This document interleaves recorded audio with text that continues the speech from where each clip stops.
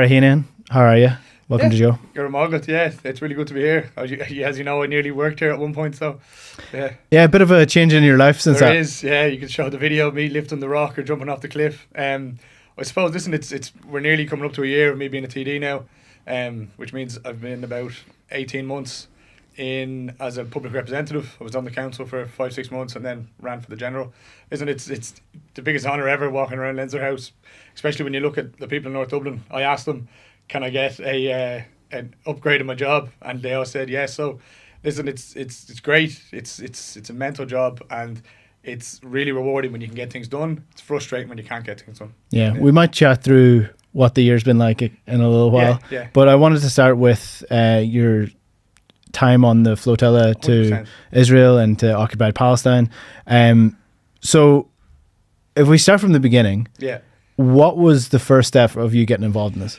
Yeah, I was driving into the Dáil on a Thursday and I got a phone call, and it was from Nisha Dolan, and obviously they were looking for a E representative on each one of the boats. That's why the Thousand Madleens was different to the Freedom Flotilla.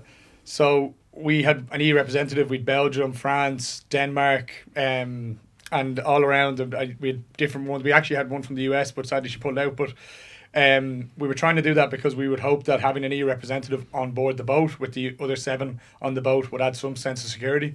Obviously, when there's a drone above your boat and you're in an area that was bombed last week, you're obviously not going to feel security. But listen, I think as it's something that everyone has said that came back, no matter what they did to us, it's nothing compared to what they're doing to the Palestinians. You saw yesterday over 100 estimated dead from an Israeli attack after the ceasefire.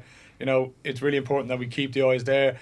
I think I myself would love to see that there is a permanent ceasefire, hoping to get the 2-state solution and peace, but it's very difficult to see that at the moment. This might sound like a stupid question, but what do you do with the Dáil and your job in Dublin when you're saying, oh, by the way, I'm going to go on this flotilla? Well, obviously I'm an independent, so I don't have any party to report to. I just went back to my kitchen cabinet, my people who helped me get elected, and I just said, listen guys, I'm thinking of doing this. My dad's on that, and so is a few of my sisters, and some of them were for it, some of them were against it. But at the end of the day, I was happy to have done it, and it was very important for me as well to show that we were literally doing something that was completely legal. We're bringing humanitarian aid to an area that is experiencing genocide, that is experiencing famine, and we were legally abducted in international waters. You can see on the Thousand Madleens tracker how far out we were abducted, and you know it's from the Dáil point of view. I still had my office. I actually had a phone with WhatsApp, and I was still doing constituency stuff on the boat. I didn't have my SIM card in, but a lot of people would send me WhatsApps, Facebook, Instagram, so I would direct that back to the team or do as much as I could from the boat. But like I have people who work for me. They'd be running the office when I was gone. I just obviously wasn't in the Dáil speaking at the time. So, yeah. Well, the fact that your family were involved is sort of an interesting element to it. Like, what's, from a family perspective, what's their reaction to it? Obviously, my mom wasn't too happy, but like I think she understood, and she's been really good and an activist on her own part. I think that like your mom's never going to be happy to hear that you're sailing into one of the most dangerous places at the moment, but she was very supportive in that sense. I still had my phone until they intercepted us, and then we got rid of the phones, but I was texting her every day. Yeah. So my dad was sending me memes. He was, but my mom was very worried. Yeah. He did do the classic dad thing of you tell me going to flotilla. Yeah. Thumbs up emoji. Yeah. So then, talk us through the journey there. Anybody who's been on even a ferry knows that it's weird being on the seas. But there's a little bit different. Mediterranean is choppy at the best of times. So how did you find the journey? So yeah, listen, it was really good because when I arrived there in Sicily, we had a 3-day training course which was all about trying to de-escalate situations, non-violence, how to remain calm, and training myself when you are in the situation, when you have a gun pointed at you, how to keep your mind calm. Obviously, when you get to the situation, it's a lot different, but obviously I went back to training, tried to get into my mind, did a bit of meditation. I was trying to multiply numbers in my head to keep myself distracted and stuff. But I suppose when you get there, we had a great team. We went through everything, through like tear gas simulation, interrogation, trying to see how we would react as a team. If there was a fire on the boat, how we would react. You have your skipper on the boat, and the command goes from the skipper. So we had 2 skippers from France, and they were brilliant. They were like, obviously after a few days, I was on seas for nearly 9-10 days. You learn how to sail, and we did shifts. It was brilliant. Like, you know, I think the team that I had around me, we'd obviously Nisha Dolan, Irish rider, and Isaac, who's half Irish from Denmark. So I was with the Danish delegation, and there was a Danish MP and a Danish MEP on another boat. So yeah, very good. And who's doing this training? Like, is it someone with army experience, or there was people who had been in combat zones, people who had been in Gaza themselves, showing us through what to do, and people who had been on other flotillas telling us what will most likely happen. So yeah. So then, as you said, there's drones flying over your head. Then eventually you're intercepted. Yeah. Talk us through step by step, sort of the process that happened in that stage. Well, like, it was, we had done simulations and stuff on, if like the night or two before, how quick we could get to deck, have our life jackets on, get everything ready on board, get rid of any objects that could be perceived as threatening, to get everything in a bag and make sure that everything is as non-violent as possible, have the hands up. But it was about 3 a.m, I was in bed, and I got the screaming on the boat. So there was obviously boats on the horizon, but they started coming at us down with lights, and obviously when they jumped on board and they were screaming at you, you know, they were damaging one of the satellites, and myself and Isaac got hit in the back of the head by one of the guns, and I was like, guns are, like, I've never seen a gun before, they're heavy, they're metal, you know. But like, as I said, from other boats and looking at how, speaking to other people, the fact that I'm a white man politician compared to other people on other boats who would have been Arabic or Muslim or any other skin colour, they were treated a lot worse than I was. And then to put that into comparison, how they treat the 11,000 Palestinians and the 400 children that are still in prison. You saw one of the recent articles by Nisha Dolan who said there was a playpen in prison. You could hear people at night screaming. You know, like, they knew we had a voice that we could come back to and say what happened, and they still did what they did to us. So we just need to keep the eyes on and focus on the real important issue, is the genocide, the complete lack of international law that Israel is doing, and to hope for a whole of the ceasefire, because it's so fragile at the moment, you know.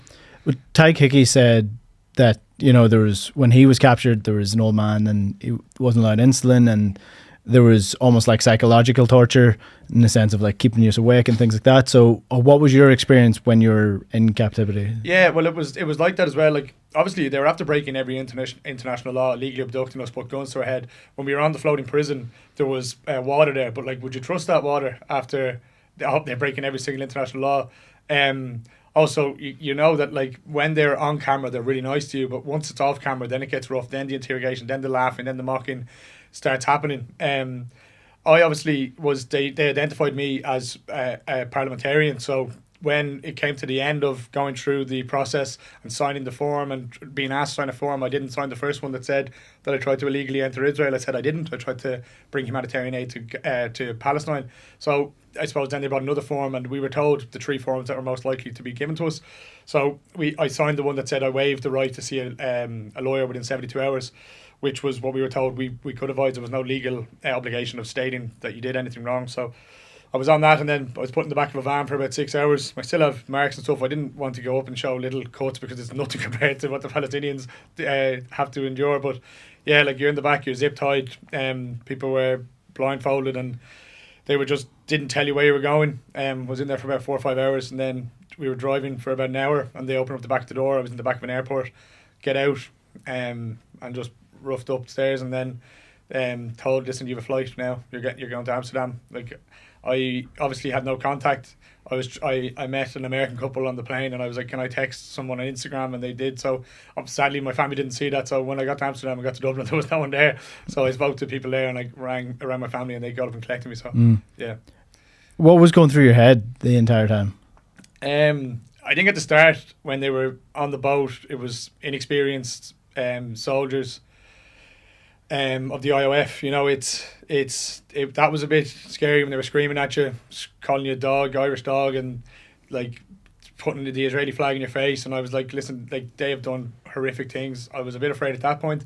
I think once I was in custody and I could see my other crew and I wasn't separated, I kind of relaxed down a bit.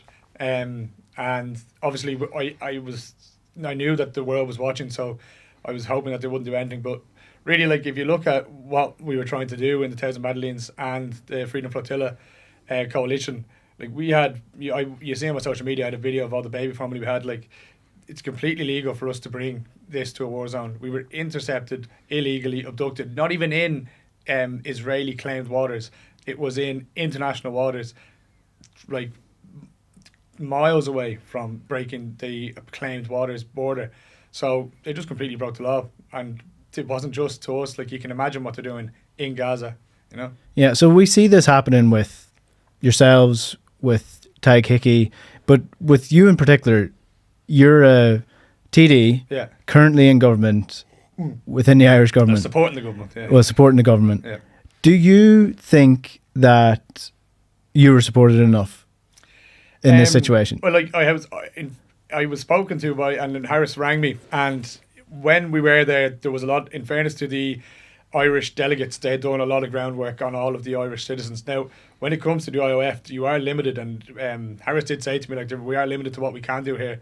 Like, but they had everything in, they had everything done. We had legal representation, and I thank my lawyer on the ground for everything that he did. So yeah, like, I suppose they're supported enough. Like, obviously I would have loved to have seen more of an EU response to bringing through and breaking the blockade. We did see that the Spanish said they were going to do it. I didn't see that boat, but the Italians as well. Then it also seemed like they were kind of trying to stop the flotilla. So I think, please God, now with the EU putting more pressure on them, getting rid of the Israel trade priority. And one thing that I've called for as well is the Uniting for Peace UN 377V. It is 5E. It is the calling for a UN troops to be deployed in an area to keep peace. But the benefit of this Uniting for Peace particularly is it can be brought in a special assembly meeting. It doesn't have to go to the high P5s, which is a permanent 5 members, so it can't be vetoed. It needs a 2/3 majority, and people cannot vote against it. They can only abstain or vote for it. Other countries are calling for it. I've called for it in the Dáil. I think it will be very, very good. It was used in Korea before. I think it's something that we should all be calling for as a worldwide uniting together to stop a genocide. So, do you think the aims of the campaign were met? Obviously, the key aim of the entire flotilla thing was to bring aid to Gaza. That clearly didn't work because Israel intercepted and stopped it. But in terms of the coverage it got and the message that it sent that they were willing to break yet another international law, are you satisfied with the outcome? No, obviously, like, I would have loved to have seen us. I was FaceTime people in the West Bank and people in Gaza, and they were hoping that we would sail to the shores. There has been previous flotillas that have made it to the shores, and that hasn't happened in quite some years.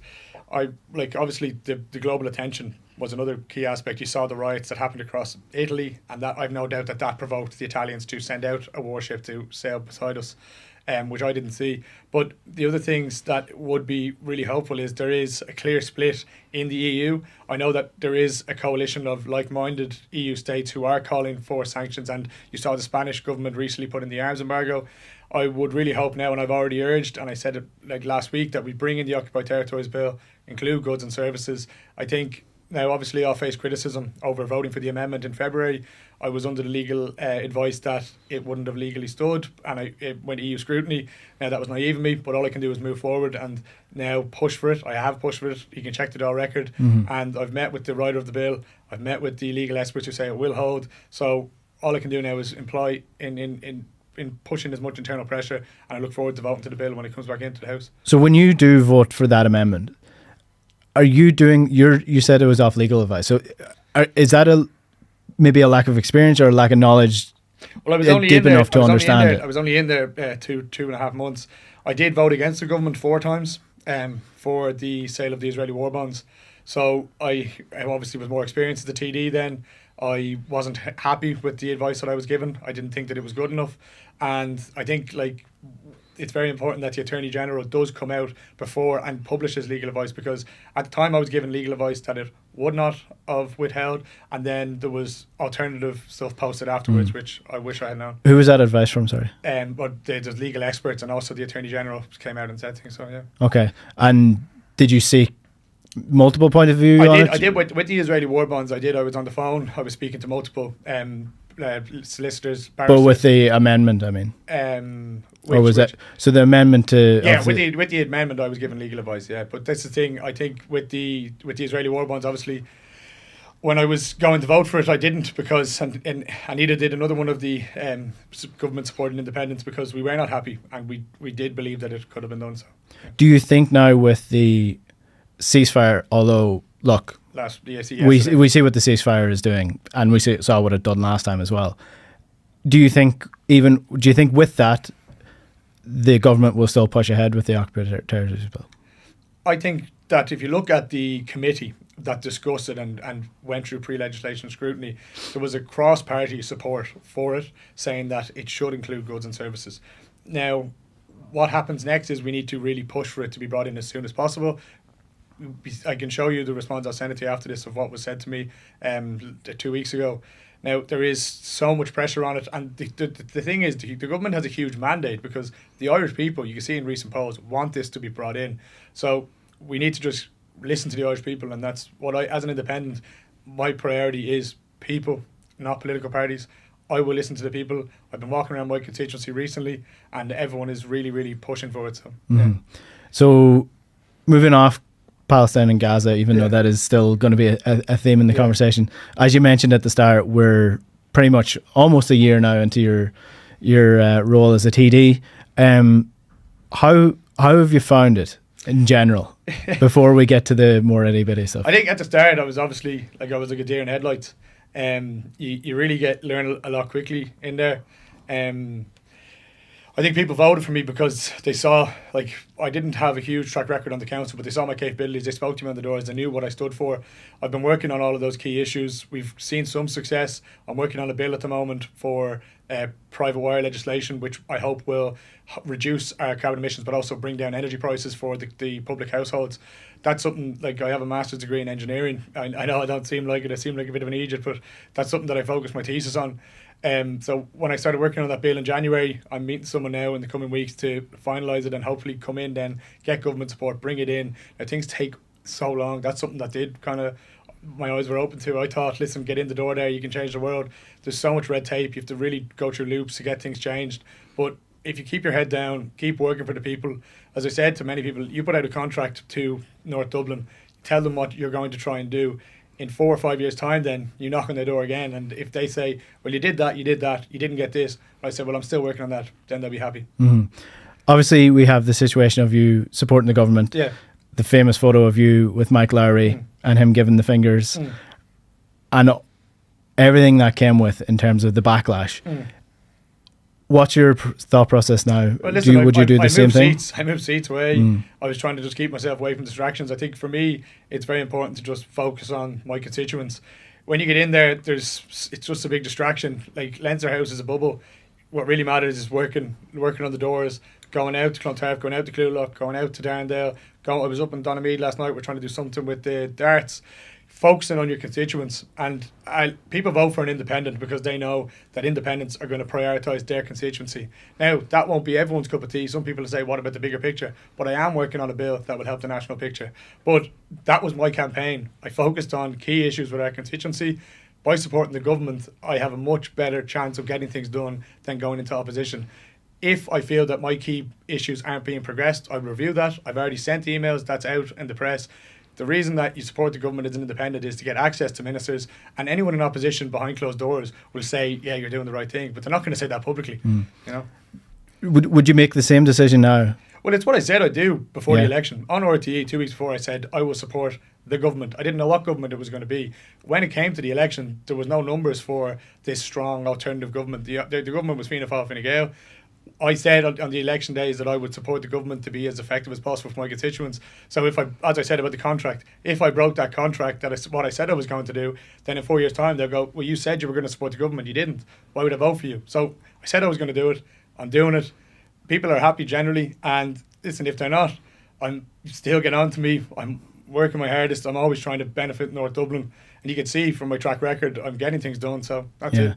So weighing up the pluses and minuses.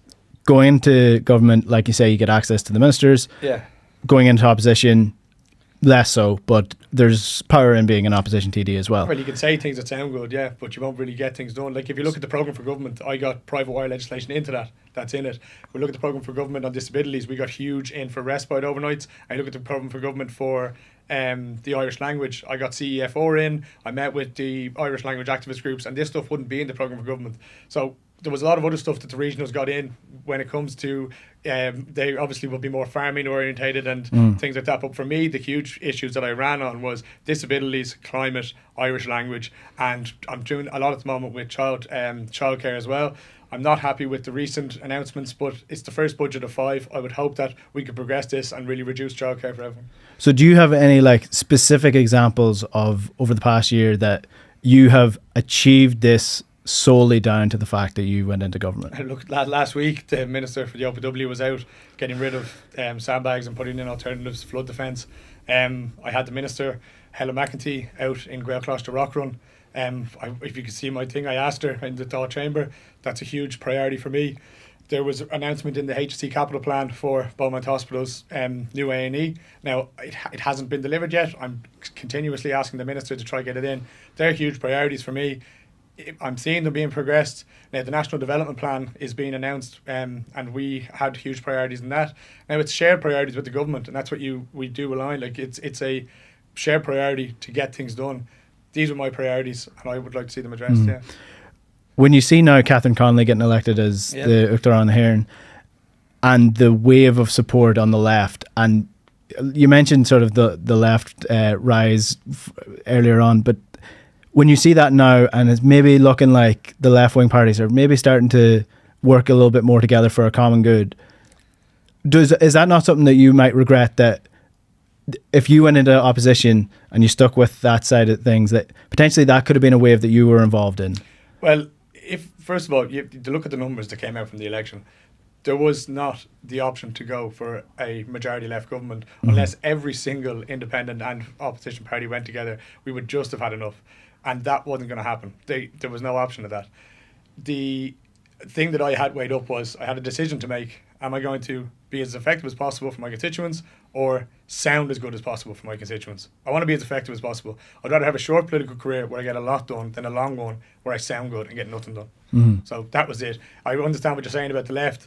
Listen, I was out canvassing for Catherine Connolly. Obviously, I was on the flotilla for the first few weeks, so I couldn't be canvassing for her, but I did come out very early in September and say I was supporting her.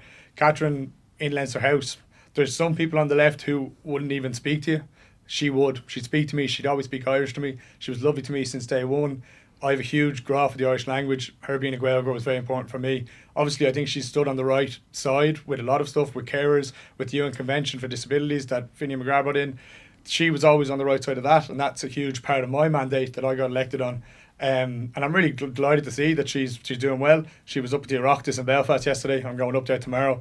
And it also has a huge part to show that the Irish public wants their president to speak Gaeilge.